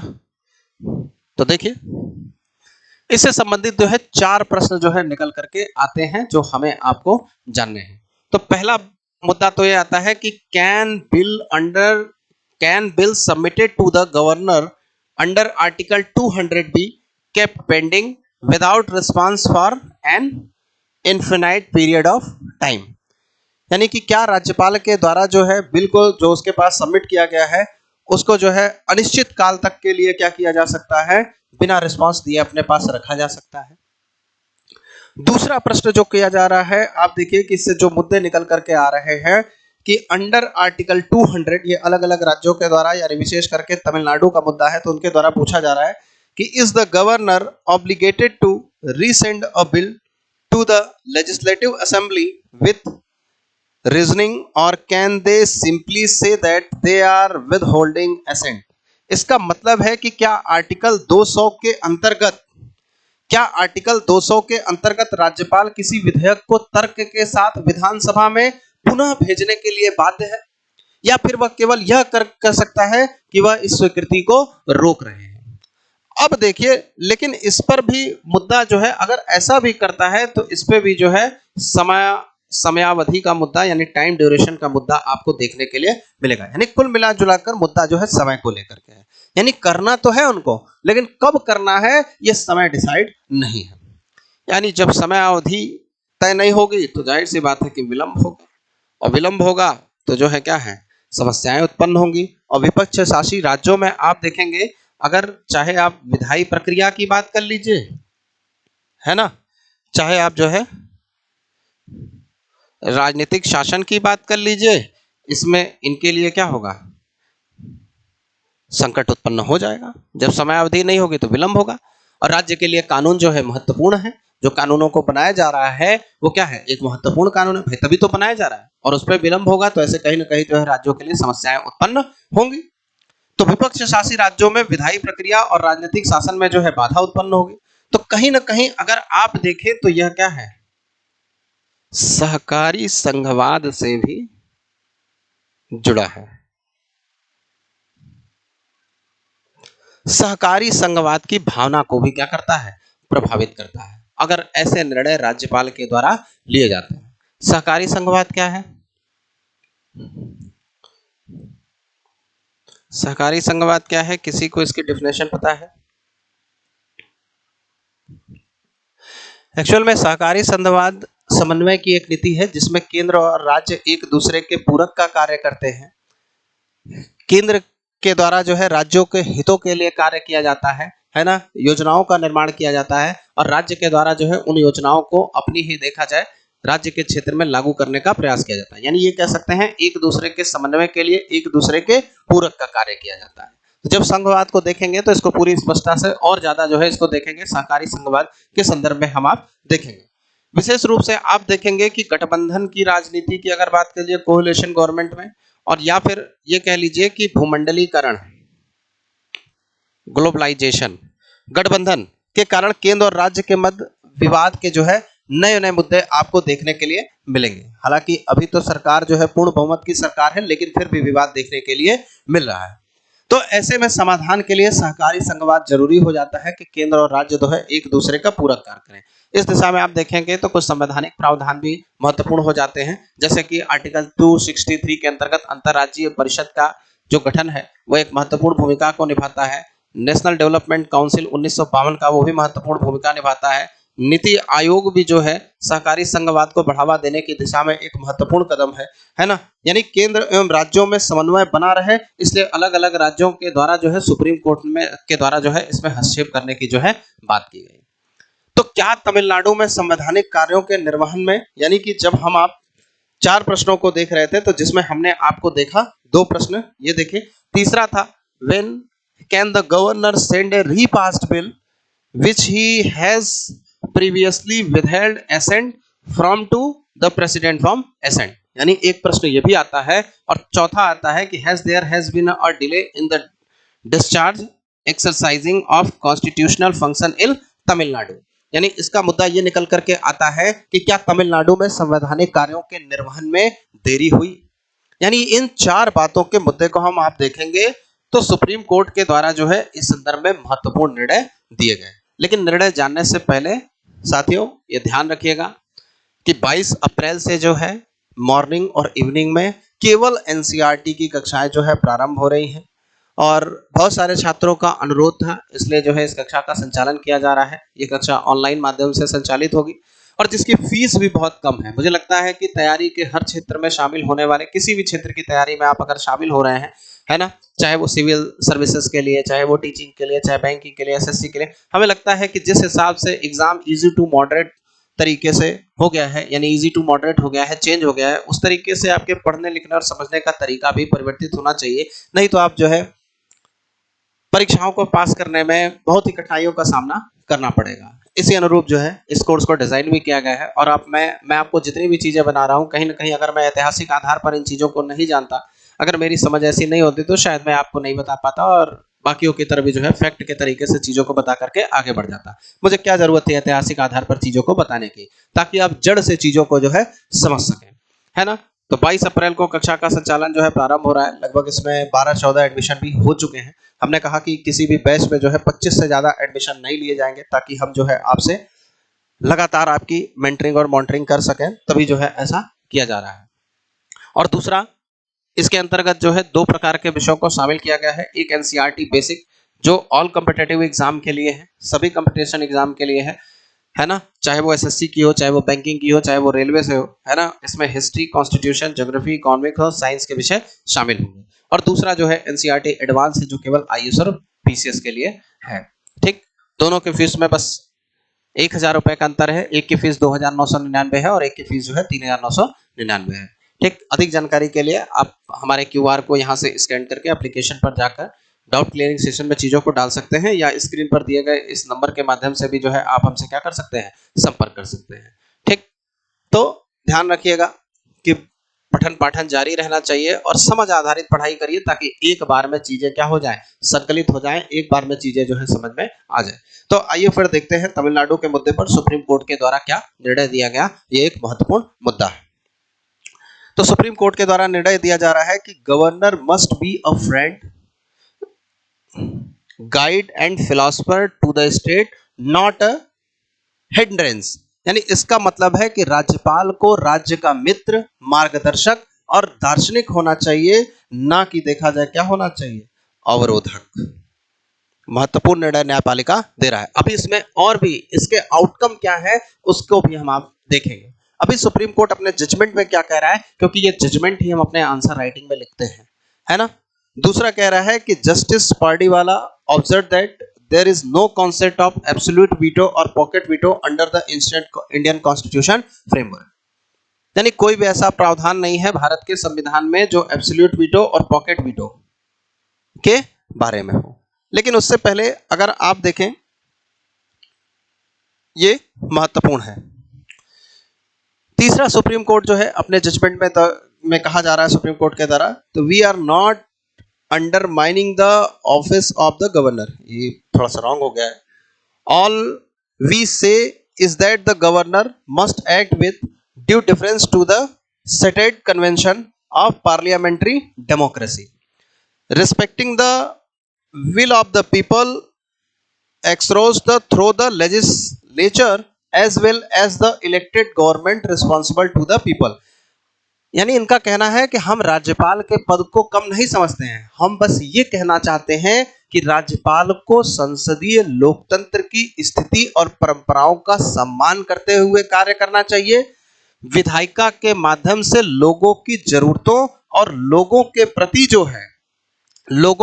जो है उत्तरदायित्व निर्वाचित सरकार का भी क्या करना चाहिए, सम्मान करना चाहिए। ठीक, और तीसरा महत्वपूर्ण भूमिका न्यायालय निर्णय के माध्यम से यह बना रहा है कि he must be the catalyst and not the inhibitor, a bench of justice JB Pardiwala said that. यानी उन्हें जो है क्या बनना चाहिए, उत्प्रेरक बनना चाहिए, न कि क्या बनना चाहिए, अवरोधक की भूमिका में राज्यपाल को होना चाहिए। यानी उसे उत्प्रेरक बनना चाहिए, कार्य को करने वाला बनना चाहिए। ही must be the catalyst and not the inhibitor, A bench of justice. ठीक, ये बात हो गई। फिर एक और स्टेटमेंट इससे निकल के आ रहा है, इन टाइम ऑफ कॉन्फ्लिक्ट, यानी संघर्ष के समय, ही मस्ट बी द हैरबिंजर, यानी उसका मतलब है कि उन्हें अग्रदूत की भूमिका में होना चाहिए, अग्रदूत की भूमिका में होना चाहिए, conscience and resolution, lubricating the function of the state machinery by his sagacity and wisdom and not bring it to a stand still। ठीक, यानी न्यायपालिका के द्वारा जो है यह निर्णय दिया जा रहा है। तो न्यायपालिका ने जो है आपसी समन्वय की बात की है, संघवाद को मजबूत करने की बात की है, सहकारी संघवाद की बात की है। यानी आपसे मुख्य परीक्षा में यह प्रश्न पूछा जा सकता है कि हाल ही में तमिलनाडु के मुद्दे में जो है सुप्रीम कोर्ट के द्वारा सहकारी संघवाद को मजबूती प्रदान करने के लिए, यानी संघवाद को मजबूती, या ये कह सकते हैं कि संघवाद को मजबूती प्रदान करने के लिए किस प्रकार के निर्णय दिए हैं, है ना, या राज्यपाल के संदर्भ में किस प्रकार के निर्णय दिए। केवल हो सकता है तमिलनाडु राज्य का नाम ना है ना, यानी इस संदर्भ में देखा जाए संघवाद को बनाए रखने में, या ये कह सकते हैं कि देखा जाए सहकारी संघवाद को बनाए रखने की दिशा में सुप्रीम कोर्ट के महत्वपूर्ण निर्णयों की जो है चर्चा कीजिए। तो ये आपके आंसर राइटिंग में महत्वपूर्ण भूमिका को निभा सकता है, ये सुप्रीम कोर्ट का डिसीजन या जजमेंट। ठीक, अब देखिए कि इसके आउटकम क्या होंगे। इसके आउटकम जो है सबसे ज्यादा महत्वपूर्ण हो जाते हैं। तो पहला तो आउटकम ये है कि जब कह रहा है कि विद होल्डिंग, यानी सुप्रीम कोर्ट अपने निर्णय में कुछ बातों को कहता है ना, यानी कि एक तरीके से नैतिक बातों को करता है, आपसी समन्वय की बात करता है, और उसके बाद जो है अपने डिसीजन को सुनाता है कि केरल, तेलंगाना, तमिलनाडु, चाहे कोई भी राज्य हो, उससे संबंधित विवादों का समाधान किया जा सके। तो सबसे महत्वपूर्ण निर्णय जो है सुप्रीम कोर्ट का ये है। इसी निर्णय को जानने के लिए हम आप जो है इतनी देर से मेहनत को कर रहे हैं। ठीक, और जब इतनी देर से मेहनत को कर रहे हैं तो अब जाकर के उसका जो है मीठा फल हमें प्राप्त होगा। तो विदहोल्डिंग एसेंट और reserving for the president, the governor must act with in 1 month. यानी कहना है कि जब कोई बिल जो है गवर्नर के पास से, यानी आइए स्केच से समझते हैं, यानी कि इसमें कहा जा रहा है कि जब कोई बिल को गवर्नर के पास भेजा जाएगा, ठीक, और अगर इस बिल को गवर्नर के पास भेजा गया है और गवर्नमेंट या काउंसिल ऑफ मिनिस्टर, है ना, या काउंसिल ऑफ मिनिस्टर ये एडवाइस दे कि इस बिल को जो है आप क्या कर दीजिए, विदहोल्ड कर दीजिए। यानी कि जब मंत्री परिषद या सरकार, यानी काउंसिल ऑफ मिनिस्टर गवर्नर से कहे कि एडवाइस दे, सलाह दे कि ऐसा करिए, इस बिल को जो है विदहोल्ड कर दीजिए, तो इस स्थिति में जो है गवर्नर के पास जो है केवल 1 मंथ का समय होगा, 1 महीने का समय होगा। बहुत ही महत्वपूर्ण निर्णय है ये साथियों। ठीक, दूसरा कह रहा है कि returning the bill with a message the governor must return the bill with in 3 months. यानी यदि इनका कहना यह है कि यदि काउंसिल ऑफ मिनिस्टर और गवर्नर के बीच जो है अंडरस्टैंडिंग नहीं होती है ना, या किसी मुद्दे पर सहमति नहीं बनती है, तो गवर्नर बिल को विदहोल्ड कर दे, तो यह कार्य उन्हें जो है 3 महीने के भीतर करना होगा। साथ ही एक मैसेज करना होगा, है ना, एक रिस्पॉन्सिबल मैसेज देना होगा कि उन्होंने बिल को जो है क्यों रोका। बहुत ही महत्वपूर्ण निर्णय है, विद इन 3 मंथ्स में ऐसा करना होगा। तीसरा, reservation of bills for the president contrary to advice of the state council of minister, reservation of bill for the president must be done within 3 months, है ना। यानी राज्यपाल को यदि लगता है कि बिल को विदहोल्ड करना चाहिए, यानी अस्वीकृत नहीं करना चाहे और चाहते हैं कि वो इसे राष्ट्रपति को भेजे, तो इस सिचुएशन में भी उनके पास जो है कितने समय का, 3 मंथ का समय होगा। यानी विदहोल्ड नहीं करना चाहते हैं लेकिन चाहते हैं कि ये राष्ट्रपति के पास जाए, तो इसको भी ऐसा करना होगा। यानी कि अगर आप पहले और तीसरे मामले में आप देखें तो एक महत्वपूर्ण बात निकल करके आती है, जिसे हम आप इसके से समझते हैं। यदि काउंसिल ऑफ मिनिस्टर जो है एडवाइस दे बिल के संदर्भ में, तो गवर्नर को के पास कितना, 1 मंथ का समय है। कॉम का मतलब काउंसिल ऑफ मिनिस्टर, ध्यान रखिएगा। ठीक, और यहां पर यदि काउंसिल ऑफ मिनिस्टर जो है एडवाइस ना दे, तो इस स्थिति में गवर्नर के पास जो है 3 मंथ का समय आपको देखने के लिए मिलेगा।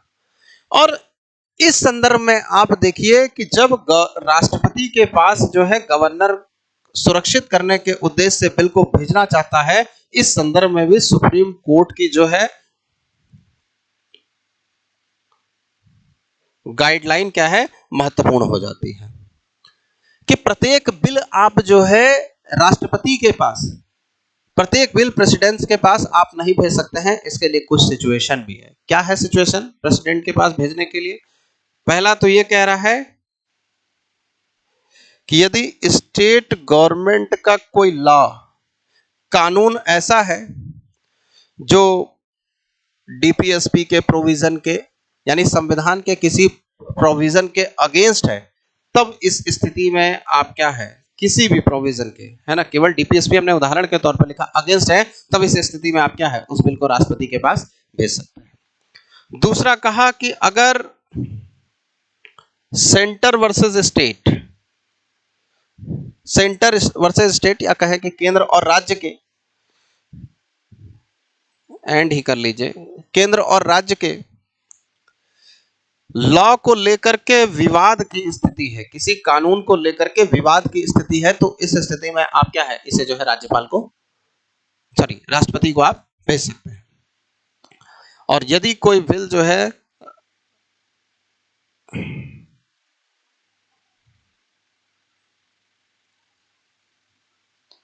राष्ट्रीय हित के विरुद्ध है, तभी आप इसको भेज सकते हैं। यानी न्यायालय ने जो है अलग अलग निर्णयों को महत्वपूर्ण तरीके से यहां पर जो है बताने का प्रयास किया है। यानी granting assent to represented bill must be done within 1 month. यानी कई सारे निर्णय जो है आपको यहां पर देखने के लिए मिलेंगे जो न्यायालय के द्वारा दिए जा रहे हैं। यानी कि अगर मंत्रिपरिषद एडवाइस करे तो 1 मंथ, ना करे तो 2 मंथ। राष्ट्रपति के पास भेजने के लिए सुप्रीम कोर्ट की क्या गाइडलाइन होगी, सुप्रीम कोर्ट ने क्या गाइडलाइन दी है, ये भी हमारे लिए जो है महत्वपूर्ण हो जाता है। अब लास्ट हमारा जो मुद्दा है, 10 मिनट और लूंगा आपके, कि इसके लॉन्ग टर्म रेमिफिकेशन क्या होंगे, है ना, इसके लॉन्ग टर्म पे क्या प्रभाव पड़ेंगे। देखिए, प्रभाव के संदर्भ में सबसे पहले तो आप देखें मैंडेमस, परमादेश को प्रभावित करने वाला आदेश है। परमादेश क्या है, जो भारत, आपने देखा है ना आर्टिकल भारत के संविधान के मौलिक अधिकार में, क्या है ये, इसके द्वारा न्यायालय किसी लोक अधिकारी को यह आदेश देता है कि वह विधि के द्वारा निर्धारित उस कर्तव्य का पालन करे जिसे पूरा करना उसके लिए अनिवार्य था, लेकिन जिसे पूरा करने से उसने क्या कर दिया है, मना कर दिया। लेकिन परमादेश के संदर्भ में आपने ये जरूर पढ़ा होगा कि परमादेश जो है राष्ट्रपति के लिए, राज्यपाल को, परमादेश का मतलब ही होता है मैंडेमस का, हम आदेश देते हैं, तो राष्ट्रपति को, राज्यपाल को, सुप्रीम कोर्ट के न्यायाधीश को, है ना, मुख्य न्यायाधीश को, विशेष करके आप देखिए यहां तक कि निजी व्यक्ति को भी आप आदेश नहीं दे सकते। जैसे किसी दुकानदार को आप नहीं कह सकते हैं कि जबरदस्ती 24 घंटे तक तुम्हें दुकान जो है क्या खोल करके रखी रहनी है, आप आदेश नहीं दे सकते हैं। यानी कि मैंडेमस जो है, सबसे पहले मैंडेमस पर इसका प्रभाव परमादेश पर देखने के लिए मिलेगा। यानी आप गवर्नर को जो है या ये कह सकते हैं गवर्नर के अगेंस्ट जो है आप ऑर्डर जो है नहीं दे सकते हैं, क्योंकि मैंडेमस पर प्रभाव पड़ेगा। ये कहता है कि आप गवर्नर को कार्य करने के लिए बाध्य नहीं कर सकते हैं। दूसरा, डिस्क्रिप्शन ऑफ पावर, विवेकाधीन शक्ति, विवेकाधीन शक्ति गवर्नर की जो है विवेकाधीन शक्ति है, उसको जो है उस पर मैंडेमस जारी नहीं किया जा सकता है। मैंडेमस विवेकाधीन शक्तियों पर कहां जारी किया जाता है, वो तो लोक अधिकारी के विरुद्ध है ना, ठीक। तो ऐसी स्थिति में मैंडेमस जारी नहीं होगा। इसका मतलब कुल मिलाकर यदि गवर्नर पर मैंडेबस अप्लाई होगा तो प्रेसिडेंट भी क्या होंगे, इसके दायरे में आएंगे। और ये वीडियो आज आप देख रहे हैं, अभी ये वीडियो परसों का है और सुप्रीम कोर्ट के द्वारा जो है राष्ट्रपति को भी जो है इस दायरे में ला दिया गया है ना। तो इस संदर्भ में अगली वीडियो देखने के लिए आपको इसकी अगली वीडियो भी कल प्राप्त हो जाएगी, जब राष्ट्रपति भी इसके दायरे में आ गए हैं। ठीक, उससे संबंधित भी सुप्रीम कोर्ट का क्या निर्णय है उसके बारे में हम आपको बताएंगे। और भी चीजें आपको देखने के लिए मिलेंगी, जैसे victory for the federal principle and state autonomy. ठीक, इसको हमने शुरुआत में ही देखा था। संघवाद जब सरकारी संघवाद, दुनिया भर की चीजों को मैं आपको बता रहा था कि कैसे संघवाद की रक्षा के लिए ये महत्वपूर्ण है। साथ ही कोर्ट के द्वारा जो है इस पूरे मामले में कंप्लीट जस्टिस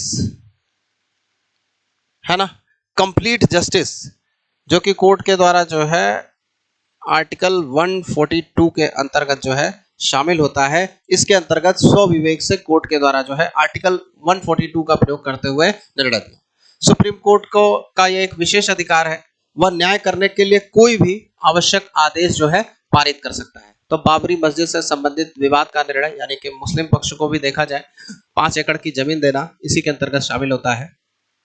पर्यावरण के संदर्भ में भी आप देख सकते हैं प्रदूषण के नियंत्रण के रूप में भी महत्वपूर्ण भूमिका यह आर्टिकल निभाता है, जब सुप्रीम कोर्ट का निर्णय दिल्ली में पटाखों को बैन कर देने से संबंधित आता है। धर्म के आचरण के जो है, धर्म का आचरण अच्छी बात है, लेकिन ऐसा आचरण भी उचित नहीं है कि जो जनता के स्वास्थ्य को जो है उसका नकारात्मक प्रभाव पड़े जनता के स्वास्थ्य पर। यानी कुल मिला जुलाकर कहने का मतलब है कि कंप्लीट जस्टिस आर्टिकल 142, यानी इसका कहने का मतलब है कि क्या इसका भी दायरा बढ़ गया है यानी इस पर भी जो है अनेकों क्वेश्चन मार्क आपको देखने के लिए मिलेंगे। यानी एक महत्वपूर्ण निर्णय था जो कि राज्यपाल से संबंधित था, जिससे संबंधित आपने जो है इन सारे निर्णयों को देखा और एक्चुअल में क्या क्या बातें थी वो सभी जानने का प्रयास किया, है ना। तो अगर हम आप पूरे मुद्दे को उठाएं तो फिर से देखने का एक बार प्रयास करते हैं। एक बार मैं आपको रिकैपिचुलेट करता हूं। हमने कहा कि मुद्दा कर्नाटक के मुद्दे का था, लेकिन मुद्दा केवल कर्नाटक के मुद्दे का नहीं बल्कि केरल में भी आप देखेंगे आरिफ मोहम्मद खान जो सितंबर 2019 से जनवरी 2025 तक राज्यपाल रहे हैं, वहां पर भी आपको विवाद की स्थिति देखने के लिए मिलेगी। 3 विधेयक ऐसे हैं कि जो 2 वर्ष से ज्यादा से अधिक समय तक लंबित है। हालांकि सुप्रीम कोर्ट में याचिका, हाई कोर्ट में याचिका दायर की गई थी, लेकिन मामला सुप्रीम कोर्ट पहुंचा और इस संदर्भ में न्यायालय ने जब देखा कि बहुत ज्यादा समस्याएं हो गई हैं, तब जाकर न्यायालय ने जो है एक महत्वपूर्ण निर्णय, एक जो है डिसीजन को दिया। तेलंगाना में आप देखेंगे तमिसिलाई सुंदरराजन जो सितंबर 2019 से मई 2024 तक राज्यपाल हैं। 10 से भी अधिक विधेयक जो है वहां पर लंबित हैं और 7 ऐसे हैं जिसे विधानसभा के द्वारा जो है सितंबर 2022 में क्या कर दिया गया था, पारित कर दिया था। यानी केवल राज्यपाल की जो है मंजूरी से संबंधित मुद्दा है। और तमिलनाडु में भी प्रशासनिक कार्यों में, दिन प्रतिदिन के फाइलों में भी बहुत सारे विवाद इससे संदर्भित आपको देखने के लिए मिलेंगे, जिसके कारण जो है इस विवाद पर सुप्रीम कोर्ट के द्वारा जो है ये महत्वपूर्ण निर्णय दिया गया। तो कैसे देखा जाए, संघवाद की आत्मा के विरुद्ध है या बैलेंस कैसे करना है, इन सारे मुद्दों को हमने देखा। संघवाद को पहले हमने जो है मुद्दे को देखा, फिर हमने संघवाद को समझा। थोड़ी सी बातों में हमने कहा कि 2 स्तरीय सरकार कम से कम देखने के लिए मिलेगी, केंद्र स्तर की, एक प्रांत स्तर की। एक सरकार जो होगी जो मतलब देखा जाए राष्ट्रीय महत्व को बढ़ावा देने वाली, दूसरी सरकार जो है दिन प्रतिदिन के कार्यों को करने वाली, यानी एक जो है राष्ट्रीय एकता को बढ़ावा देने वाली और दूसरी सरकार जो आप प्रांतीय स्तर की जो सरकार देख रहे हैं वो विविधता को बनाए रखने के लिए है। और राज्य में प्रशासक के रूप में हमने देखा, शासक के रूप में राज्यपाल को बताया और केंद्र में देखा जाए हमने जो है राष्ट्रपति को बताया और राज्यपाल से जो है कहानी को शुरू किया और राज्यपाल से चीजें बतानी हमने आपको शुरू कर दी। और हमने कहा कि राज्यपाल से संबंधित जब केंद्र में अलग दल की सरकार और प्रांत में अलग दल की सरकारें हों तो राज्यपाल से संबंधित जो है विवाद क्या होते हैं, उत्पन्न हो जाते हैं, है ना, उत्पन्न हो जाते हैं। जब राज्यपाल, क्योंकि राज्यपाल को 2 भूमिकाएं निभानी पड़ती हैं, एक केंद्र के प्रतिनिधि के रूप में और दूसरा जो है किसके रूप में देखा जाए, राज्य के प्रधान शासक की भूमिका निभानी पड़ती है। ऐसी स्थिति में जब देखा जाए दोनों में संतुलन समाप्त हो जाता है तो राज्यपाल का पद जो है विवादित हो जाता है। यानी राज्यपाल जो है केंद्र के प्रतिनिधि की भूमिका निभाने के स्थान पर जब केंद्र में उपस्थित दल की भूमिका निभाने, दल के प्रतिनिधि की भूमिका निभाने लगता है तो यही पर विवादित हो जाता है। तो विवाद क्या है? विधेयक से संबंधित लिंबे, यानी कि हमने देखा जाए 2016 के अरुणाचल प्रदेश के मुद्दे को देखा और अरुणाचल प्रदेश के मुद्दे के माध्यम से जो है हमने चीजों को जानने का प्रयास किया। वहीं पर हमारे मुद्दे शुरू हुए थे और फिर उसके बाद हमने जो है तमिलनाडु के मुद्दे को देखा कि कैसे लंबित किया और सुप्रीम कोर्ट के द्वारा जो है क्या-क्या निर्णय इसके अंतर्गत जो है सुनाए गए हैं, है ना? तो पहले हमने प्रश्नों को देखा कि प्रश्न क्या शामिल हो रहे हैं। दूसरा ध्यान रखिएगा कि कक्षा शुरू होने वाली है जल्द ही 22 तारीख से, तो क्यूआर को स्कैन करके एप्लीकेशन को डाउनलोड कर सकते हैं और वहां पर जाकर के एनसीईआरटी जो कि पॉपअप करके कोर्स आ रहा होगा वहीं से इसको परचेस कर सकते हैं। तो बड़ी भूमिका आपके जीवन में यह निभा सकता है, ठीक? तो ध्यान रखिएगा, ठीक? और फिर गवर्नर के संदर्भ में हम मतलब जो है सुप्रीम कोर्ट का जो निर्णय है कि फ्रेंड गाइड और फिलोसफर के रूप में उसको देखना चाहिए, न कि अवरोधक के रूप में देखना चाहिए, और बहुत सारी बातें हमने इसके अंतर्गत आपको देखी। और फिर देखा जाए इसके जो है आउटकम्स को देखा कि न्यायालय के माध्यम से क्या चीजें निकल करके सामने आ रही हैं। ये एक महत्वपूर्ण मुद्दा था, ठीक है?